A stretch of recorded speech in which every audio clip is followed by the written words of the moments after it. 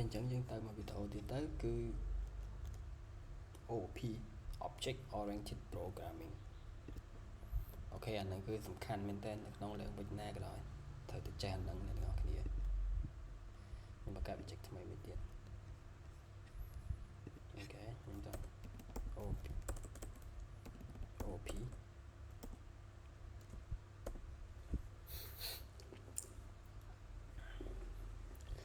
អូខេ project យើងបង្កើតបានហើយ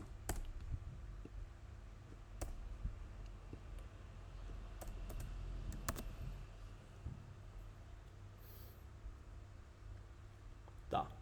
អញ្ចឹងខ្ញុំបង្កើត class មួយខ្ញុំថា car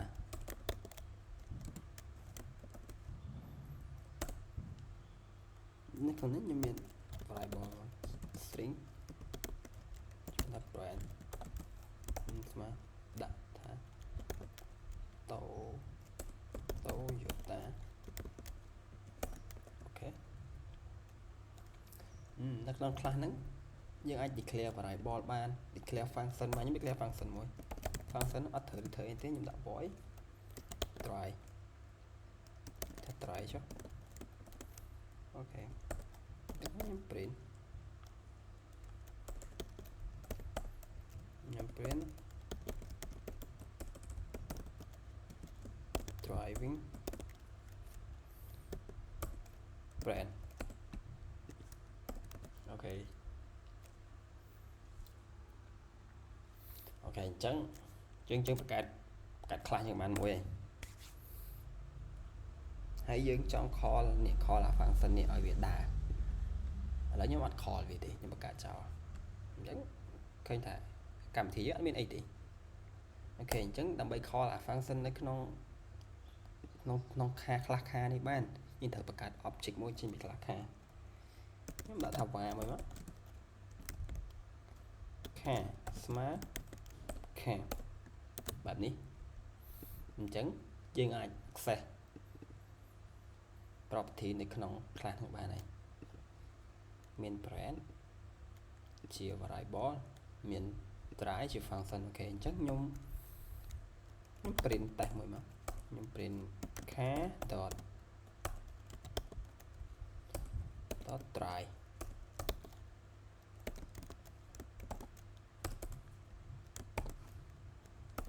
អូខេខ្ញុំ run អូខេខុសហើយបែបនេះវាអីគេ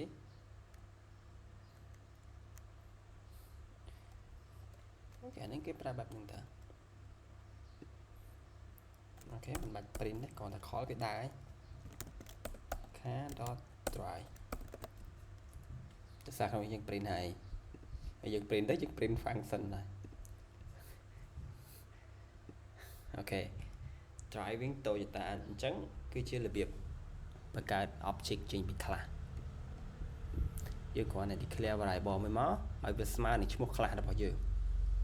អញ្ចឹងប៉ុណ្ណឹងមកយើងអាចបង្កើត object ចេញពី class បានហើយបន្តមកទៀតទៅលើ constructor អូខេខ្ញុំ declare constructor មួយចុះបង្កើត constructor មួយ this dot friend អូខេអញ្ចឹងពេលយើង declare object វាទាយើងដាក់តម្លៃឲ្យ constructor អញ្ចឹងខ្ញុំលុបខាងលើនេះចោលខ្ញុំអត់ declare អញ្ចឹងទេខ្ញុំបង្កើត list មួយ list នៃ car ខ្ញុំថា list cars ចាំមកឲ្យវាស្មើទៅទេសិនអញ្ចឹងខ្ញុំចង់ add តម្លៃចូលទៅក្នុង list car ណាតែធ្វើម៉េចដោយសារតែ list ហ្នឹង type វាគឺ car អញ្ចឹងដើម្បី add តម្លៃចូលបានចាំមក list car dot add ប្រាប់យើង call constructor នេះ constructor នេះ declare នេះអូខេដាក់នេះវាមកអីគេ brand ដាក់ BYD អញ្ចឹងមកឃើញថាលិខិតយើងមានតម្លៃមាន item មួយ BYD ខ្ញុំ add មួយទៀតដាក់ Ford អូខេខ្ញុំ print លិខិតហ្នឹងមើល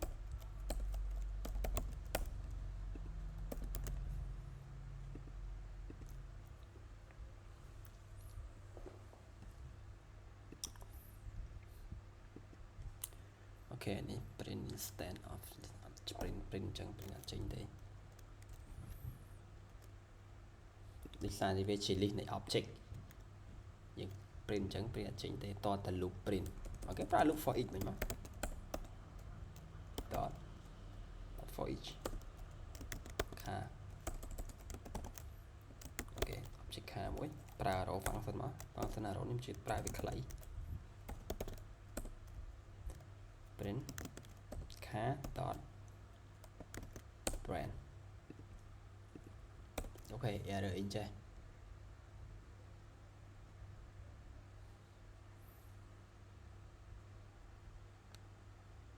ដាក់ follow by for each អូខេ print មកឃើញថាវាចេញមកហើយ BYD Ford អញ្ចឹង loop for each គឺខ្លីជាង loop for ដែលយើងសរសេរវាដូចតែគ្នាទេតែពេលខ្លះវាតម្រូវឲ្យយើងត្រូវប្រើ loop for ដែរទៅតាមស្ថានភាពជាក់ស្ដែងអូខេអញ្ចឹងអាហ្នឹងខ្ញុំសុំលុបចោលហើយខ្ញុំបង្កើតខ្លះមួយទៀត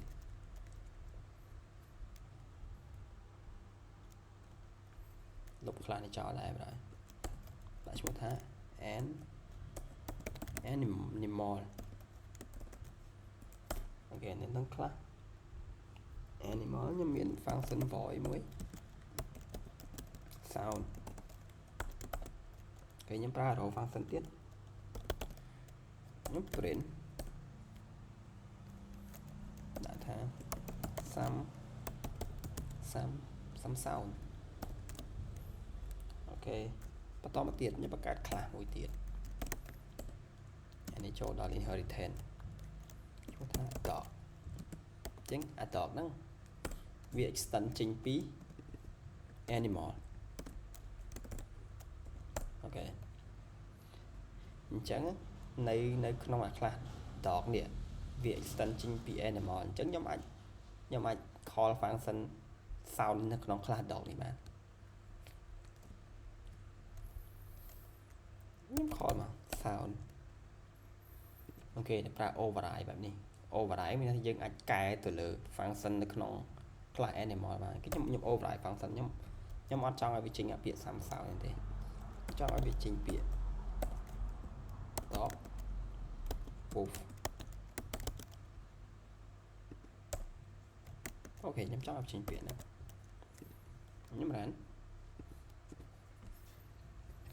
អូខេអត់ចេញអីទេដោយសារតែយើងអត់ call វាទៅក្នុង main អញ្ចឹងខ្ញុំ declare object មួយមកចេញពី dog ហ្នឹង var dog smart dog អូខេ dog dot sound អូខេអញ្ចឹងវាប្រកាសជា print អានេះហើយវាអត់ print នេះទេដោយសារយើង override function ហ្នឹងបាទហើយអូខេវាចេញអានេះមែនតែបើខ្ញុំ comment នឹងចោល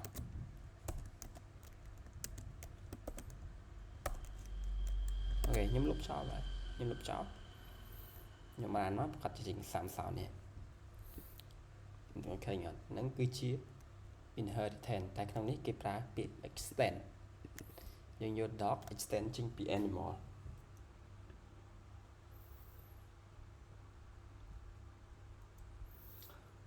អូខេឥឡូវយើងចូលទៅ function មួយទៀតបដ asynchronous programming អូខេខ្ញុំសុំលុបចោលអស់ហើយខ្ញុំ declare function មួយថា future mà chọn return thế future void đặt mana fetch data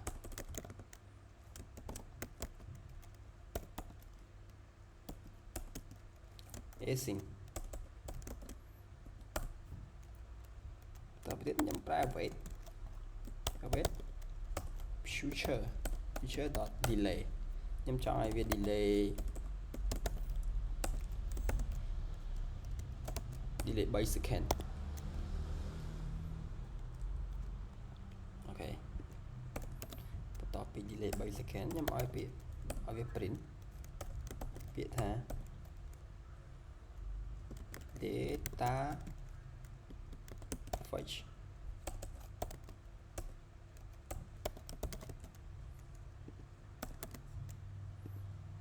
ok run ok វាអត់ដើរហេតុអីក៏វាអត់ដើរ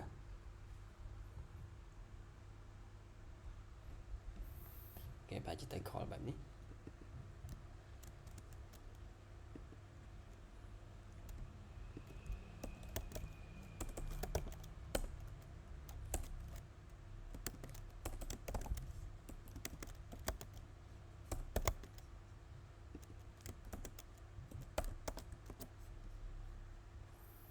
គេតរ៉ាន់នោះទៀត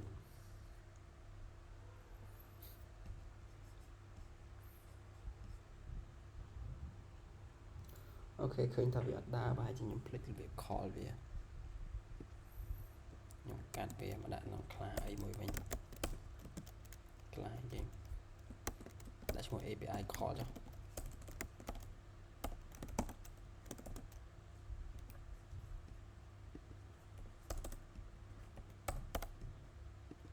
ខ្ញុំផា function នេះចុះខ្ញុំបង្កើត object មួយចេញពី class ហ្នឹងឈ្មោះ API ស្មើ API call អូខេអញ្ចឹងខ្ញុំយក API ខ្ញុំ await តែ await API call dot fetch data ខ្ញុំ await សិនដោយថាយើងប្រើ async យើងទៅប្រើ await អូខេឃើញតែវាដែរបន្ទាប់ពី3 second ក្រោយវានឹង print ពាក្យនេះមក fetch data ខ្ញុំ delay បន្តទៀត delay ឲ្យច្រើនបន្តិចឲ្យអ្នកទាំងអស់គ្នាមើល